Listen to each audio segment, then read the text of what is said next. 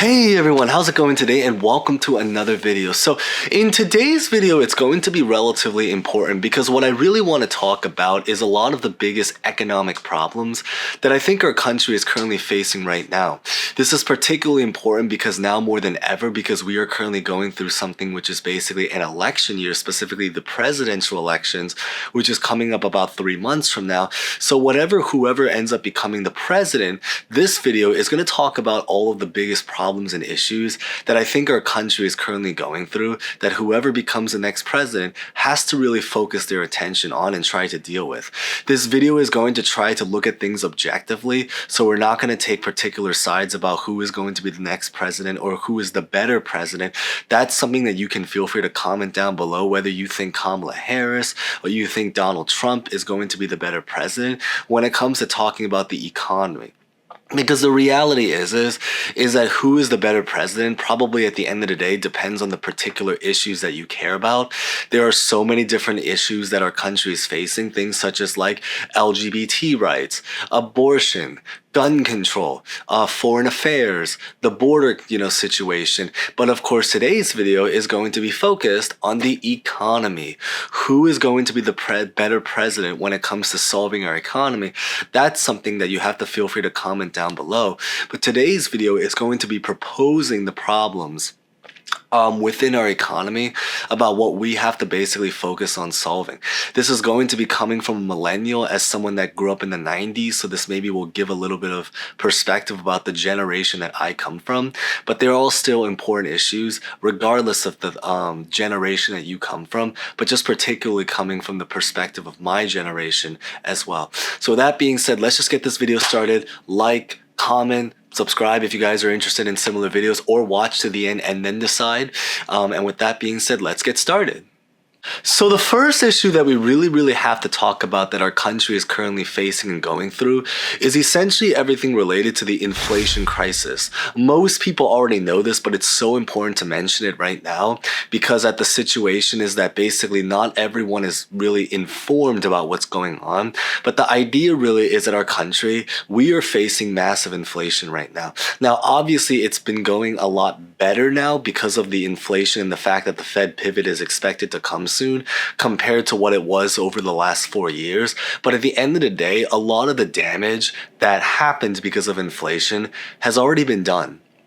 And so the idea really is that right now, because of what's been happening, we have to not only control inflation, but really try to make it so that wages are able to keep up with everything that's going on, which is probably a really great segue to maybe talking about the next issue, which is really going to be everything related to the fact that not only are goods and services, things such as like groceries, bills, gas, everything in that world has gone up and skyrocketed in prices and gotten so expensive that has made it so difficult to make a living.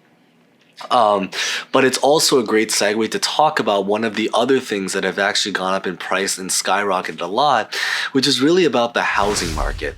And I think this is one of the biggest issues that we really have to think about, is that because back several generations, and we're talking about like people born basically before the 80s. If you are someone that's born before the 80s, I think it's very fair to say, again, objectively speaking, when you look at a lot of graphs and data about the average price of a home, it used to be a lot cheaper.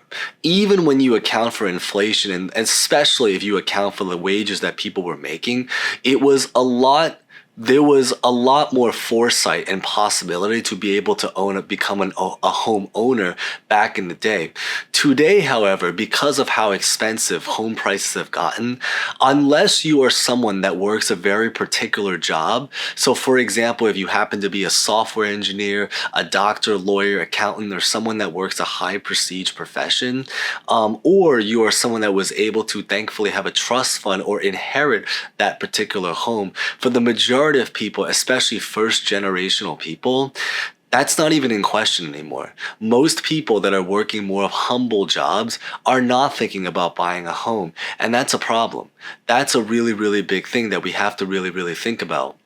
Because when real estate becomes so expensive, it just becomes a thing where now we have a generation of people that are not thinking about becoming a homeowner. And the even saddest part is that it's not even just about becoming a homeowner, but a lot of them have to move away because they can't even afford rent.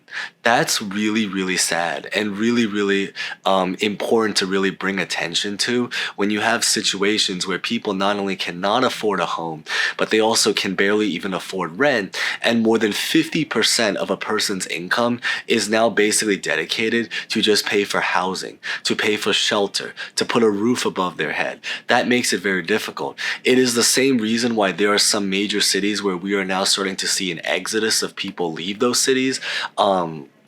Because of how expensive it's gotten.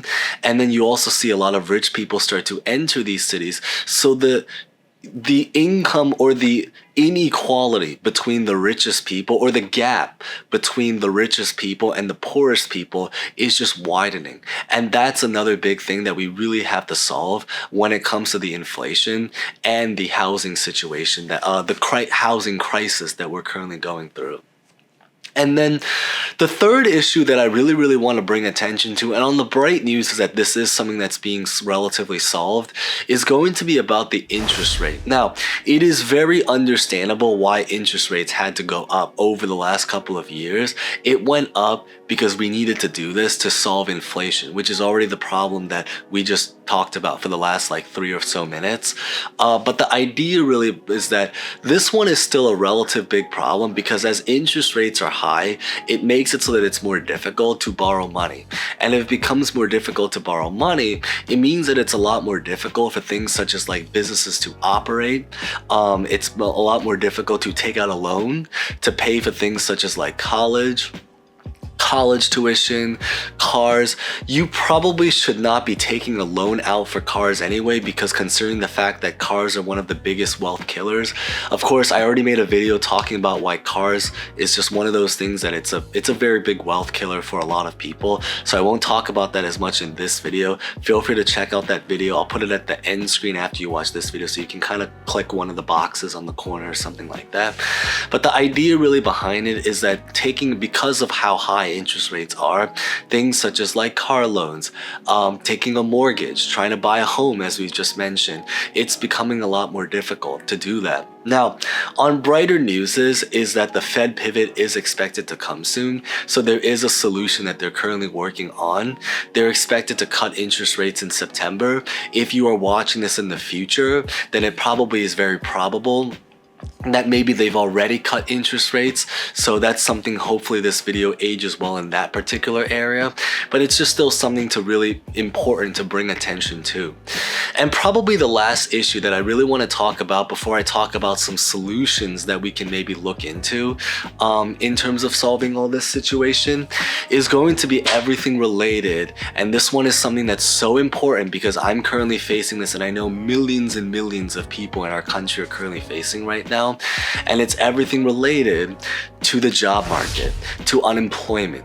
Because right now at this current time period, the jobs market, the jobs report, the most recent jobs report did come out, and I did make a video talking about that. So again, check out that video after you watch this video if you're interested. I'll put it as one of the corner boxes that you can click, and it'll be at the end screen, so you can watch it after this video.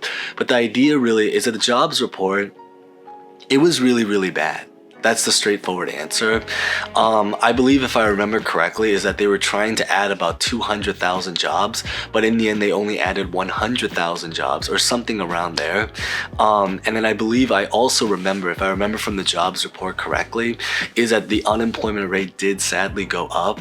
And when you are talking about a country full of millions of people, even 1% is a lot of people, speaking individually, that are out of work.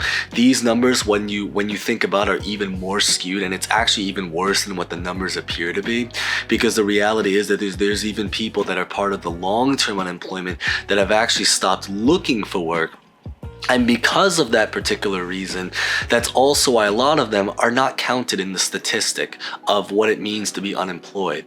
There's also a lot of people that might be working a job, but they're only working part-time. There's also a lot of people that might be working a job, but the quality of the job isn't really there. And certainly the wages that they're making from those particular jobs is just not sustainable for the majority of people. And I think that's something that I've talked so much about in our channel. If you guys made it this far, maybe consider subscribing if you guys haven't done so.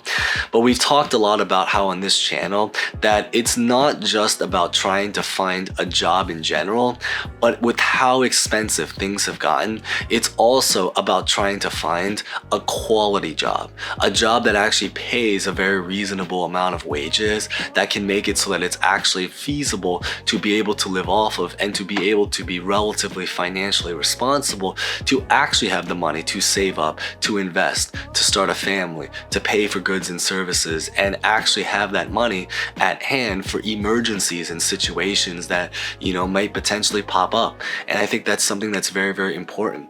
So because of that reason, the big idea behind this last issue that I really want to mention is that whoever becomes the next president, whether this is Kamala Harris or Donald Trump, I think it's very important that we have to make note that we are focused on creating more jobs, but even more specifically, quality jobs.